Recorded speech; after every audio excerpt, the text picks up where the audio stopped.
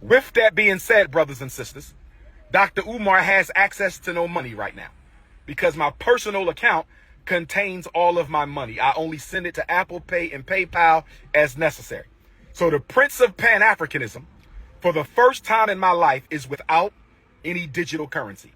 So for my loyal supporters out there, if you can spare a few dollars so I can take care of Queen Mother Ifatunde and myself until my bank account is frozen or canceled so I can get my money back and open up a new account, please hit my Apple Pay or hit my PayPal.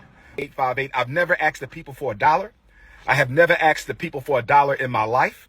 I have never asked the people for $1 in my life. I've only asked you to donate to the FDMG Academy for Boys. I don't have any sons. I have 2 daughters.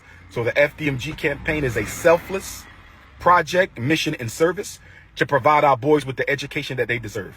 But right now, I don't have any money because my account was frozen by my bank because someone has been trying to hack into my account, hack into FDMG Academy account. So the FDMG Academy account is frozen. My personal account is also frozen. That means we're going to lapse on our utility bills. We're going to lapse on our internet bill. We're going to lapse on a lot of our bills at FDMG. The bank is not giving me a timeline as to when this situation is going to be resolved. If I don't have Cash App, nor does FDMG have Cash App. I do not have a Cash App. I only have Apple Pay and PayPal. If you can spare a few dollars, send it to my Apple Pay. Yeah, I don't know why you people listen to this guy. Okay? Now, like I always say, a lot of people are tricked because somebody's read, let's say, the 48 Laws of Power, or someone knows how to manipulate people, you know? And this guy has manipulated people for way too long. And it surprised me how long it's taken people to realize that, hey, this guy is not a good guy. Okay? A lot of people are willing to give people the benefit of the doubt most of the times. And sadly or gratefully, I don't fall into that category. When I feel like someone is peddling some new drug to heal everything, some kind of detox, or some plan to make everyone rich and famous instantly, my first instinct is to be like,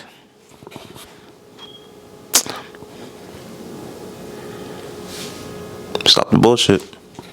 That's my first instinct.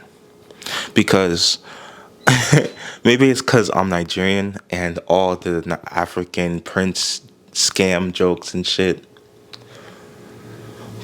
But if I'm being honest, it helps so much. You know, I can tell when someone is trying to stroke my ego high enough that I don't realize that they're trying to peddle some quack medication or some stupid pyramid scheme. But it always seems like there's someone trying to stroke certain flames so that they can benefit off of stuff. You know, like one example that I could really speak on, if you watch my last video, go watch it. You could see how both sides of the gender war were pitted against each other, and how an app like that, if they monetized that app on both sides, they would have created millions of dollars. I could just tell you right now.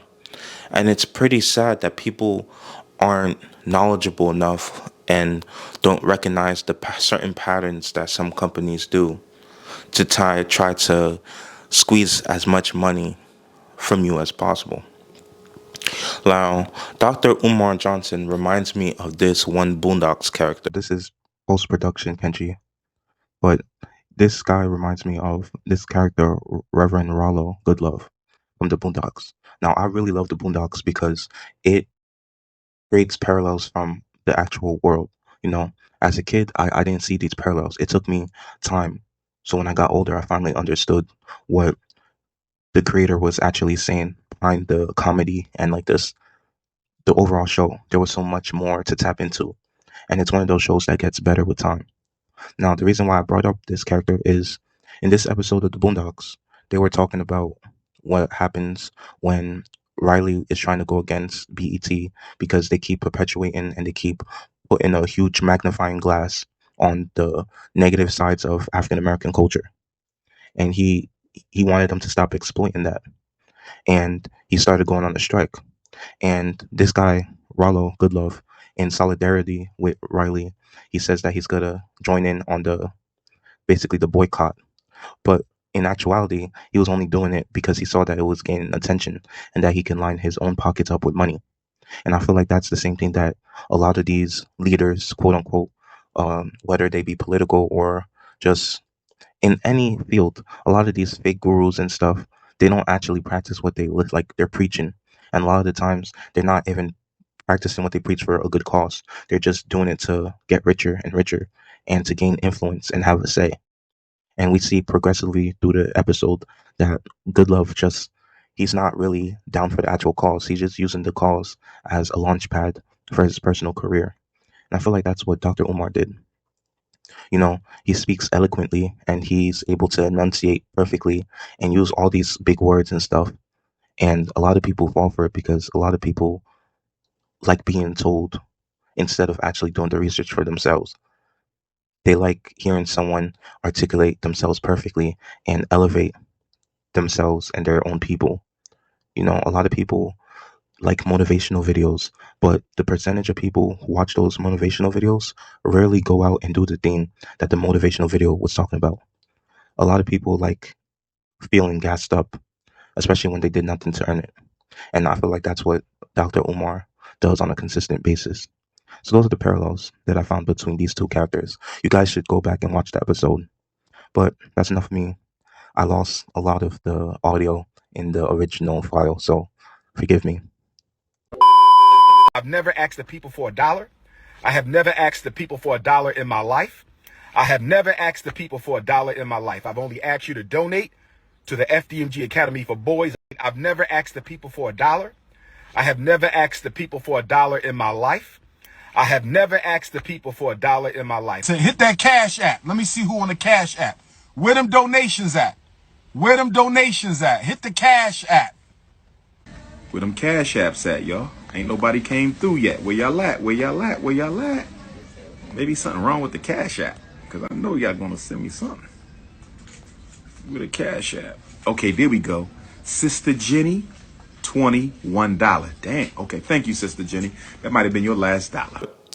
I wish people would think more about who they're giving their money to and what kind of person they give their money to and who they place their trust in, okay? Someone can speak a huge game, but if they don't show attributes or qualities that are consistent with a good leader, then why are you putting your money towards this person? Is it because this person made you feel invincible? Is it because this person never rebukes you? Is this because this person just constantly makes you feel good?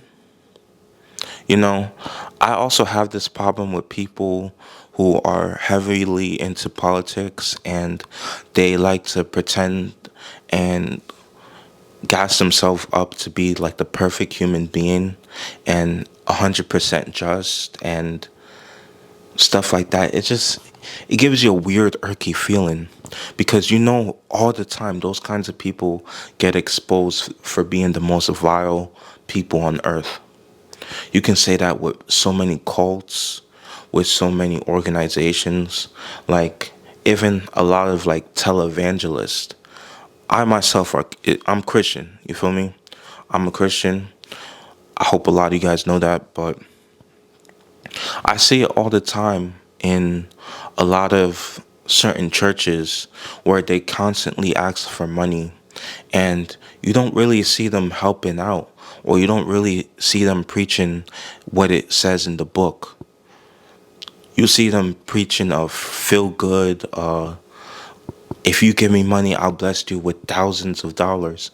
If you give me money, God's gonna bless you with all the riches on earth, you know? And that's not how it goes.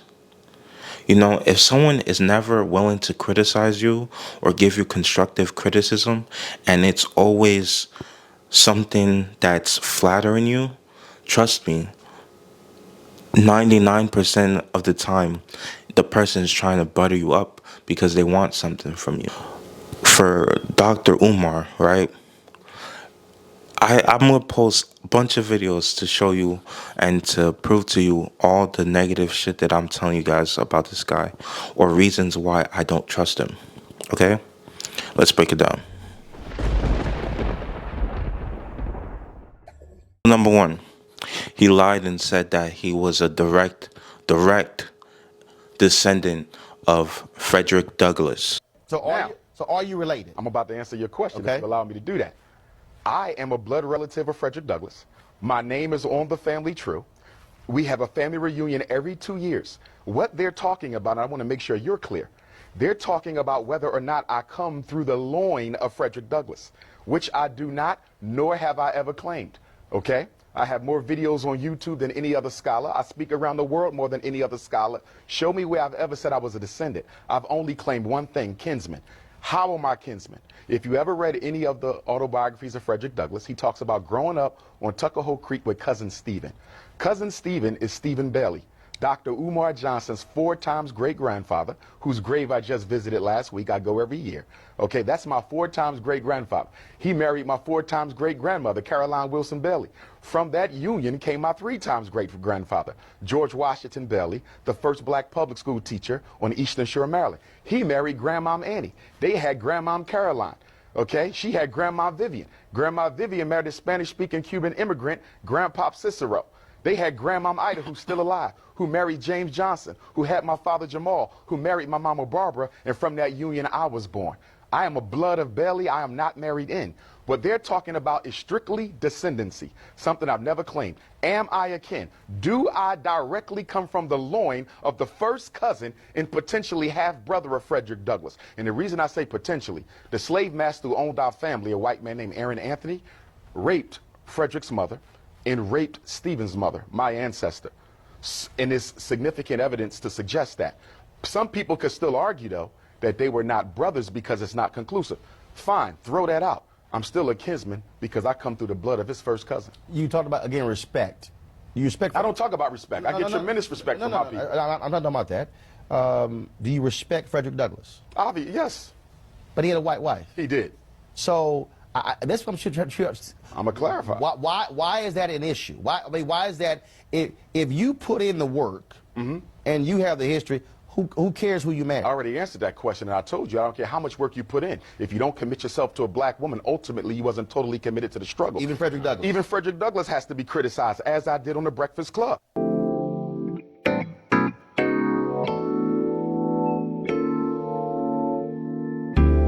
He's constantly asking for money to build a school for predominantly black kids, but the amount of money and how much the school's gonna cost do not equate.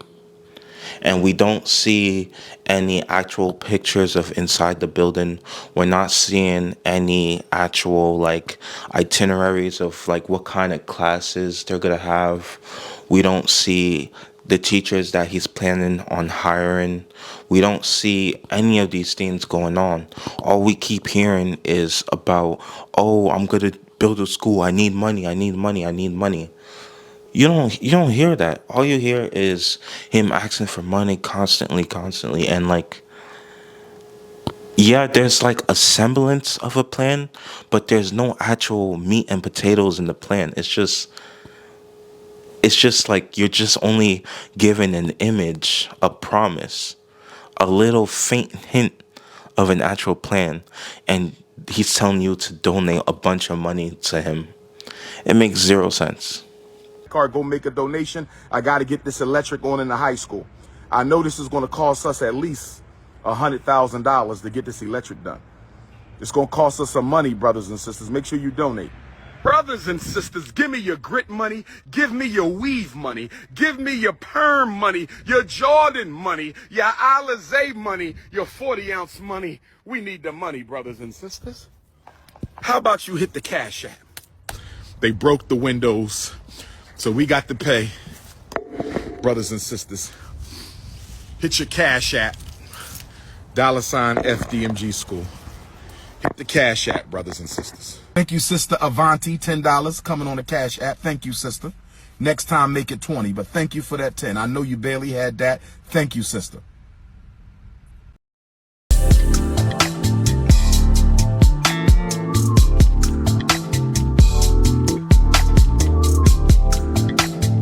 Pulling up one-on-one midnight basketball with the queens. Hey, ladies. Hey, ladies. $100 gets you a one-on-one basketball game at midnight with the Prince inside of the Turner Dessalines. I'm just kidding. Consciousness over cookies. I'm just kidding. Politics over punani. I'm just kidding. Revolution over romance. I'm just kidding. But we still got the date with the doctor, $500. We still got the date with the doctor, $500, ladies. $500 donation. I take you on lunch.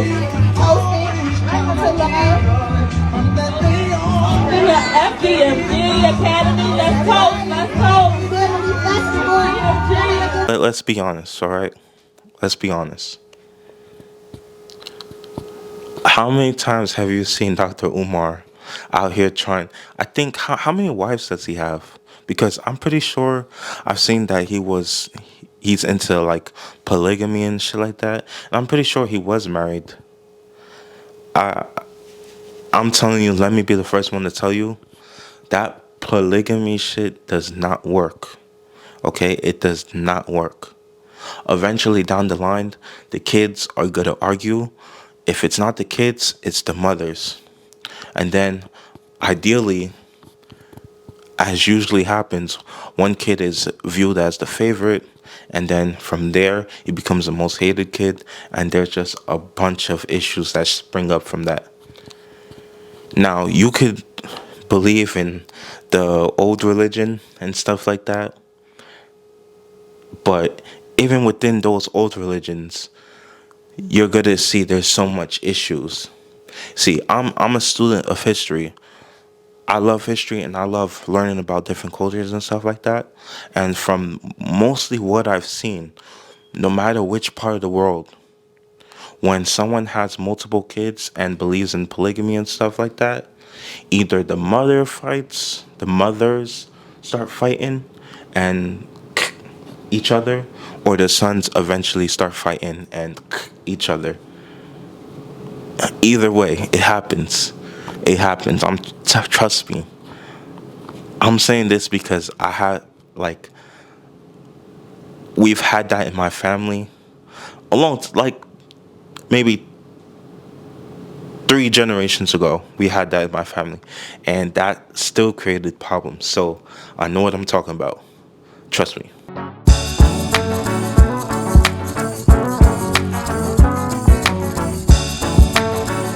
Listen with your ears, and listen. Don't think of what to say back. Don't think of a comeback.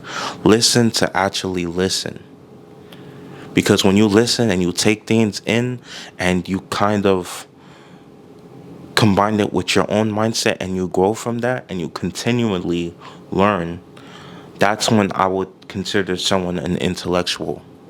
A lot of these fake intellectuals, red pill, like crazy political people out there on either TikTok, YouTube, any platform, a lot of them like to think that they sit above everybody else, that they're beyond reproach, but that's not the case. A lot of people don't really listen. They'll just hear a certain statement that was crafted to catch their ear. And once that person agrees with them and elevates that person, that person who spoke that message to them becomes their new god, and they can't do anything wrong. And even if it's a situation where you start thinking like, this is kind of fucked up a little bit. Should I really be doing this? But that person has seeped into your brain so deep that they're able to turn off your humanity and just do whatever. And we have seen the consequence when people let leaders like that go. Okay? A lot of these people are con men, and they're just out here to get your money and leave you destitute. And then when the time comes, they run away, and they run away from accountability, and they just get to live their life off of a life that you funded. You working 40 hours, even more than 40 hours, paid for someone who had nice words, and that was it. They sold you a dream, and you completely bought into it. Now, I see a lot of people are realizing that this guy's a complete fraud. Before I go, I wanted to say one last thing. Now, this guy won't be the last, and he isn't the first. But I do hope a lot of you guys understand and are able to absorb what I'm trying to say, especially with all these videos. There's always going to be people like this, but eventually people are going to have to understand that we can't keep letting these people slide. Because this is my prediction, right?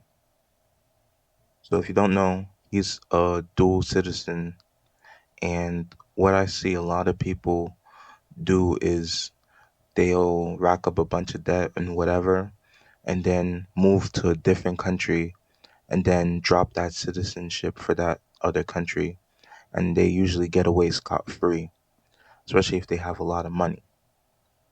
So that's what I think he's gonna do when all the lies and all the things that he's been saying comes crumbling down. But also, people, be smart with your money. Come on. Like, I don't know if y'all noticed, but all the trips that he goes to, you're funding that. All the girls and stuff like that he's meeting, this man literally is making you, the viewer, pay for him to go on dates and to rack up wives like it's Pokemon. What are we doing? Come on. I know you guys are smarter than that, you know? And yeah, we might not speak super eloquently. We might not have the best voice in the world. We might not have PhDs and doctorates and stuff like that. But some of us have common sense. And I think, in my personal belief, that outweighs all the other things that I just said, you know? Because you can have all those titles, you can be at the top of your field, but that doesn't mean that you're living a life that's worthy of like someone following you. A lot of times people are quick to put their trust in other people, man. But me personally, I put my trust in God because I know myself and I know other people. We all fall short, but not too many people know that. And I hope you guys understood that. I know I've been rambling for way too long, so I'm gonna leave y'all. And I just want to say peace to the peoples of all nations. You feel me? There's no static. There's no static with anybody. We just trying to get by. We just trying to live. And you know, that's it. Anyway, I'll catch you guys next week. I would appreciate it if you like, subscribe, and did all that good shit. And I'll catch you guys later on the next one. Peace.